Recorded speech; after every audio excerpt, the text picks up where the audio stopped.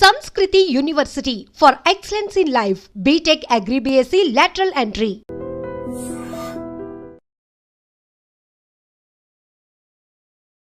ఏదైతే మీరు అమితంగా ఇష్టపడిన పార్టీ, పెరిగిన పార్టీ, పెంచిన పార్టీ, అటువంటి పార్టీని కొన్ని కారణాల వల్ల బయటకు వచ్చిన తర్వాత మీరు చేస్తున్నటువంటి దాడి కానివ్వండి, అంటే అది న్యాయ పోరాటాలు కానివ్వండి, ప్రజల పక్షానే అయినప్పటికీ కూడా అది చూసేటప్పటికి కొంచెం అటువంటి భావన కలుగుతున్నది. సరే, ఇప్పుడు తెలంగాణ రాష్ట్ర సమితిలో మేము పోరాడినప్పుడు తెలంగాణ రాష్ట్రం వస్తే తెలంగాణ ప్రజల బతుకులు మారిపోతాయి, తెలంగాణ ప్రజల ముఖ చిత్రం మారిపోతుంది, తెలంగాణ ఉద్యమంలో మమ్మల్ని వ్యతిరేకించినటువంటి ద్రోహులంతా రాజకీయానికి దూరం అవుతారని అనుకున్నాం సార్. తెలంగాణ ఉద్యమంలో నన్ను కొట్టిన తలసాని శ్రీనివాస్ యాదవ్ ఇలా కేసీఆర్ పక్కన కూర్చుంటాడు సార్. 2001 కేసీఆర్ గారు డిప్యూటీ స్పీకర్ పదవికి, ఎమ్మెల్యే పదవికి రాజీనామా చేసినప్పుడు సిద్దిపేట అసెంబ్లీకి ఉప ఎన్నిక జరిగితే నాడు తెలుగుదేశం పార్టీలో మంత్రిగా ఉన్నటువంటి తలసాని శ్రీనివాస్ యాదవ్ గారు డబ్బు పెట్టెలతో వస్తే మేము సిద్దిపేటలో కొట్లాడతాం సార్, కొట్టుకుంటాం సార్, డబ్బు సూట్ కేసులు పట్టుకుంటాం, సిద్దిపేట 1 టౌన్లో కేసు అవుతుంది. నాటి తలసాని శ్రీనివాస్ యాదవ్ ఎన్నడూ జై తెలంగాణ అని తలసాని శ్రీనివాస్ యాదవ్ ఇలా తెలంగాణ రాష్ట్రం ఏర్పాటు అయిన తర్వాత కేసీఆర్ గారి పక్కన మంత్రి కూర్చుంటాడు సార్. జై తెలంగాణ అన్నోళ్ళందరేమో రోడ్ల మీద ఉన్నారు సార్, ఇంకా నై తెలంగాణ అన్నోళ్ళందరంతా కేసీఆర్ పక్కన కూర్చున్నారు సార్. తుమ్మల నాగేశ్వరరావు గారు సంవత్సరం క్రితం ప్లీనరీ ఖమ్మంలో పెట్టి చెప్తారు, పాలేరు ఉప ఎన్నిక కంటే ముందు ఏం చెప్తాడు చంద్రశేఖరరావు గారు, తుమ్మల నాగేశ్వరరావు నాకు కుడి భుజం లాంటి వాడు, కడియం శ్రీహరి గారు నాకు ఎడమ భుజం లాంటి వాళ్ళని. ఈ కడియం శ్రీహరి అనేటి ఆయన స్టేషన్ గన్పూర్లో ఉప ఎన్నిక జరిగితే అదే హరీష్ గారు, ఇదే రఘునందన్ రావు గారు పోయి ప్రచారం చేస్తుంటే కావాలని మమ్మల్ని రెచ్చగొడుతూ ఆయన ఎవడో వచ్చిండు సిద్దిపేట ఎమ్మెల్యే, నా కాలి గోటికి సరిపోడు అని మాట్లాడిండు. ఇలా కడియం శ్రీహరి గారు కేసీఆర్ గారి పక్కన ఉంటారు. తుమ్మల నాగేశ్వరరావు గారు ఖమ్మంలో ఎన్నడూ జై తెలంగాణ జెండా ఎగిరని ఆయన నీకు 30 సంవత్సరాల దోస్తు. కడియంలు దోస్తులు, తుమ్మలలు దోస్తులు, తలసానులు దోస్తులు, మైనంపల్లిలు దోస్తులు, అందరూ తెలంగాణ ఉద్యమాన్ని వ్యతిరేకించిన వాళ్ళేమో ఇలా మంత్రులై పక్కన కూర్చున్నారు సార్. నాలాగా నమ్మి జెండా మోసిన వాళ్ళు, 13 ఏళ్ల నుంచి కేసులు అయిన వాళ్ళు, జైల్లోకి పోయిన వాళ్ళు మాత్రం అప్రధాన్యమైనటువంటి పోస్టులలో ఉంచబడ్డారు, రోడ్డు మీద ఉంచబడ్డారు. ఇది అన్యాయం అని చెప్పి కేసీఆర్నైనా నిలదీస్తాం, తెలంగాణ రాష్ట్ర సమితి నాయకత్వాన్ని నిలదీస్తాం. ప్రజల న్యాయమైనటువంటి హక్కుల కోసమే. నేను ఇందాక అడ్వకేట్ జనరల్ పంచాయతీ చెప్పిన, నేను నాడు రాజశేఖర రెడ్డి మాట్లాడిన మాట తప్పు, తెలంగాణ లాయర్లని కించపరిచిండని ఎట్లయితే చెప్తున్నామో, ఇవాళ మీ పార్టీ బలం కోసం తలసానిల్ని, తుమ్మల్ని, కడియంని నీ పక్కన కూర్చోబెట్టుకోవడం కూడా సార్ అంతే తప్పు అవుతుందని చెప్తా ఉన్నాం.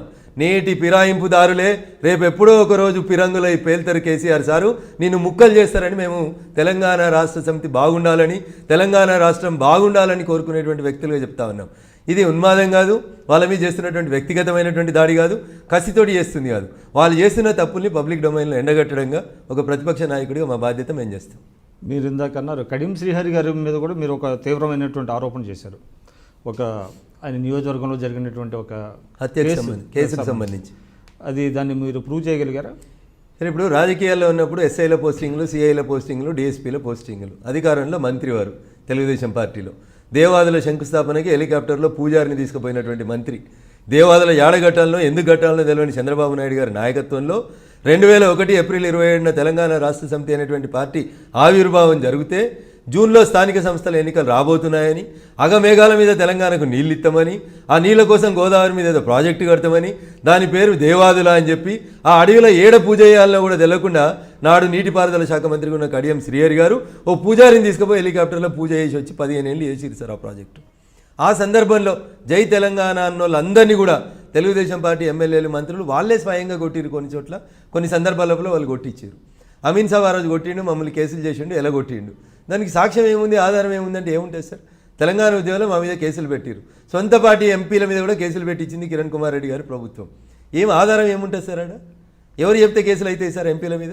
మీరు చెప్పండి. సొంత పార్టీకి సంబంధించినటువంటి ఎంపీల మీద కేసులు అయినాయి, ముఖ్యమంత్రి గారి నోటీసులో లేకుండా, రాష్ట్ర డీజీపీ గారు చెప్పకుండానే లోకల్ ఉన్నటువంటి అమీన్ సాబో, సిఐ సాబో పోయి కేసులు చేస్తారా సార్? జరుగుతుంది అట్లా? మీరు చెప్పండి. కడియం శ్రీహరి గారే కాదు, తెలంగాణ ఉద్యమాన్ని వ్యతిరేకించిన పట్నం మహేందర్ రెడ్డి దగ్గర నుంచి ఎవరైనా నేను ఆరోపించినటువంటి వ్యక్తులు ఎవరి పేర్లు అయితే చెప్పినో వాళ్ళందరూ తెలంగాణ ఉద్యమాన్ని వ్యతిరేకించిన వాళ్ళే, వాళ్ళనే వ్యతిరేకిస్తున్నాం మేము. నేను మళ్ళీ చెప్తా ఉన్నా, ఎవరైతే ఫిరాయింపుదారులను తీసుకొని ఇలా వాపును చూసి బల్బ్ అనుకుంటున్నాడో కేసీఆర్, ఈ ఫిరాయింపుదారులు రేపు ఎందుకుంటారు సార్?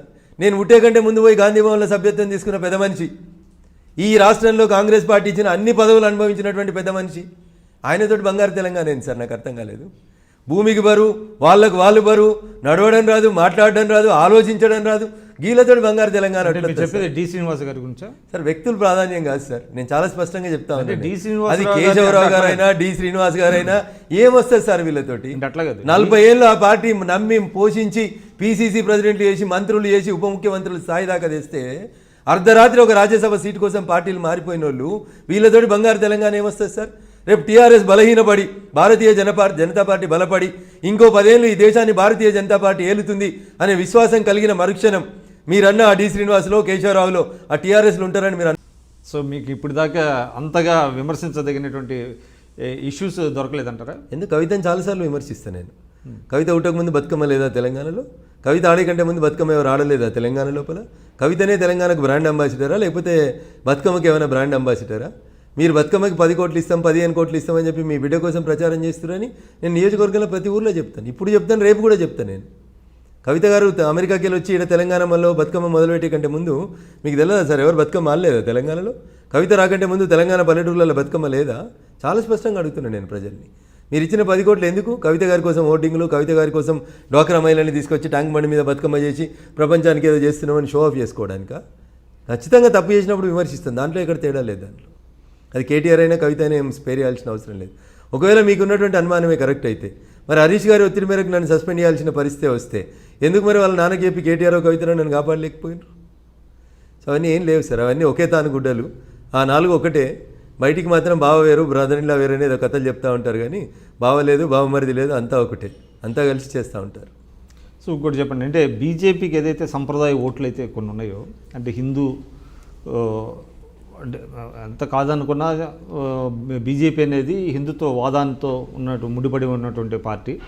ఇటీవల కాలంలో టీఆర్ఎస్ వాళ్ళు, టీఆర్ఎస్ ప్రభుత్వం యాదాద్రిని డెవలప్ చేసిన తర్వాత వేములవాడగా చేసిన, ఇప్పుడు మీరు చెప్పినటువంటి బతుకమ్మ పండగకి ఒక 10 కోట్లు ఇచ్చి దాన్ని ఒక స్టేట్ ఫెస్టివల్ చేయటం, ఇవన్నీ అదేవిధంగా ఒక బ్రాహ్మణులకు ఒక కార్పొరేషన్ ఏర్పాటు చేయటం, ఇవన్నీ చర్యల ద్వారా మీ ఓటు బ్యాంకుని టీఆర్ఎస్ కొల్లగొడుతుంది అనేటువంటి ఇది కూడా ఉన్నది.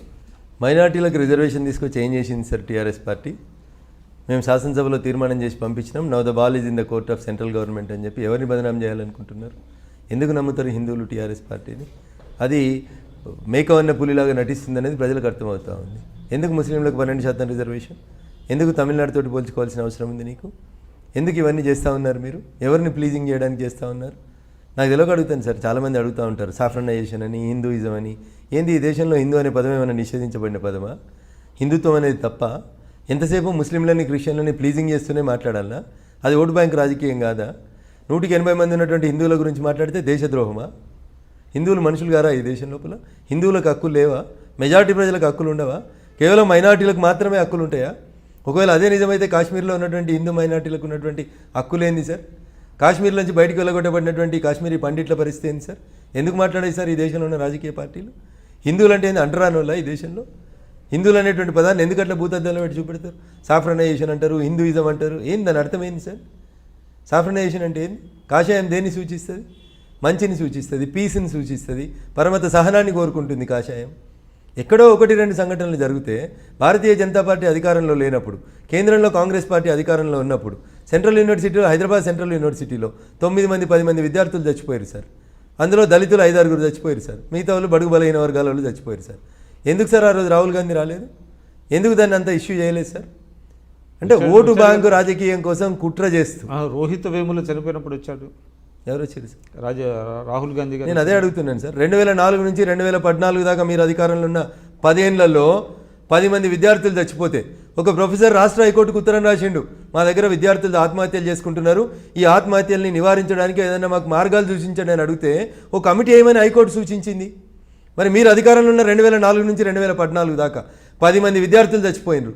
ఎందుకు చచ్చిపోయారు సార్? ఆ రోజు బీజేపీ లేదు కదా, ఆ రోజు హిందూయిత్వం కాదు కదా, నాడు స్మృతి ఇరానీ చెప్పలేదు కదా. మరి ఆ రోజు ఎవరు తప్పు వల్ల చచ్చిపోయారు విద్యార్థులు? ఎందుకు కేసులు నమోదు కాలేదు ఆ రోజు? ఈరోజు రోహిత్ వేములను ఎందుకు ఇష్యూ చేస్తూ ఉన్నారు? భారతీయ జనతా పార్టీ అధికారంలో ఉంది కాబట్టి బట్ట కాల్చి మీద పారేసేయాలి. భారతీయ జనతా పార్టీ బడుగు బలహీన వర్గాలకు వ్యతిరేకమైన ఒక ముద్ర వేయాలి. అందుకనే కదా సార్ ఈ కుట్రలన్నీ. భారతీయ జనతా పార్టీ అగ్రకులాల పార్టీ అని ఒక ప్రచారం చేయాలి. కానీ గ్రౌండ్ రియాలిటీ జనం గమనిస్తూ ఉన్నారు. ఉత్తరప్రదేశ్లో ఓబీసీ ఇంజనీరింగ్ జరిగిన తర్వాత ఇలా ఉత్తరప్రదేశ్లో మేము ఎట్లా గెలిచినాం అనేది ప్రజలందరికీ తెలుసు, ప్రపంచానికి తెలుసు, మీడియాకి తెలుసు. ఇంతకాలం మీరు కేవలం ఓటు బ్యాంక్గా చూసినటువంటి వ్యక్తులకి మేము బీఫామ్లు ఇచ్చి చట్టసభలకు తీసుకొచ్చినాం సార్. స్వయాన ఈ దేశ ప్రధాని ఒక బడుగు బలహీన వర్గాలకు సంబంధించినటువంటి వ్యక్తి. భారతీయ జనతా పార్టీకి అవకాశం వచ్చినప్పుడు, భారతీయ జనతా పార్టీకి పూర్తి మెజారిటీ ఉన్న రోజు, గెలిపించాలనుకున్నటువంటి అవకాశం వచ్చిన రోజు, ఈరోజు భారత రాష్ట్రపతి అభ్యర్థికి ఎవరిని పెట్టినాం సార్? ఒక దళిత నాయకుని పెట్టినాం సార్. ఎందుకు పెట్టింది సార్ భారతీయ జనతా పార్టీ? ఇది కేవలం బీజేపీతో మాత్రమే సాధ్యమవుతుంది. కేవలం ప్లాట్ఫామ్ మీద ఛాయ్ అమ్ముకున్నటువంటి ఒక వ్యక్తి ఈ దేశానికి ప్రధానమంత్రి కాగలుగుతాడు అని చెప్పి భారతీయ జనతా పార్టీ నిరూపించగలిగింది. కాంగ్రెస్లో ఎవరైతారు సార్? ఎన్నడైరు సార్ కాంగ్రెస్లో? ఆ కుటుంబంగా మీతో ఏ సందర్భాలలో అయింది సార్? మీకు తెలియదా సార్?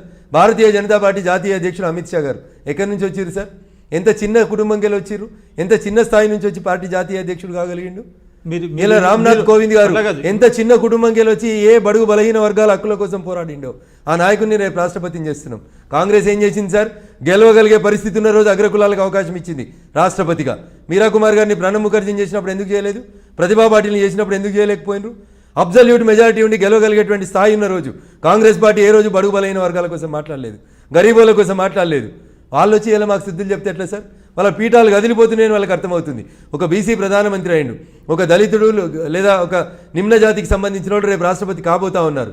భారతీయ జనతా పార్టీకి అవకాశం వస్తే భారతీయ జనతా పార్టీ బడుగు బలహీన వర్గాల కోసమే పనిచేస్తుంది అని చెప్పి చేతలలో చూపెడుతున్నాం. కాబట్టి వాళ్ళ పునాదులు కదిలి మా మీద కాకిగోల చేస్తారు తప్ప ఆర్ఎస్ఎస్ఓ, హిందూయిజమో, బీజేపీ అంటరాని పార్టీలు కాదు. ఈ దేశంలో మెజారిటీ ప్రజల కోసం మాట్లాడుతున్నటువంటి పార్టీ, ఈ దేశంలో జాతీయత భావన నెలకొలాలని పాడుతున్నటువంటి పార్టీ. భారతదేశంలో ఉండాలనుకుంటున్నటువంటి వాళ్ళందరూ భారతీయులేగా ఉండండి అని చెప్తా ఉన్నాం. భారతదేశంలో తింటారు, భారతదేశంలో తాగుతారు, భారతదేశాన్ని ఆస్వాదిస్తారు. పాకిస్తాన్ జిందాబాద్ అని పాకిస్తాన్ జెండాల్ని యూనివర్సిటీలలో డిస్ప్లే చేస్తుంటే కేసులు పెట్టొద్దంటే ఏం న్యాయం సార్? ఎటు తీసుకుపోతా ఉన్నాం sir? Can you do the same thing in China? Can you do the same thing in Pakistan? అట్లాంటి చోట్ల చేయలేనప్పుడు ఆస్ట్రేలియా ప్రధాని చెప్పింది ఒక సందర్భం వచ్చినప్పుడు. ఏం చెప్పింది? మా భారత రాజ్యాంగాన్ని గౌరవిస్తే మా దేశంలో ఉండండి, అంతేగాని మాకు అల్లా చెప్పిండు, మాకు ఖురాన్ ఉంది, మా హక్కులు వేరే ఉంటాయి అనుకుంటే you better leave the Australia అని చెప్పింది.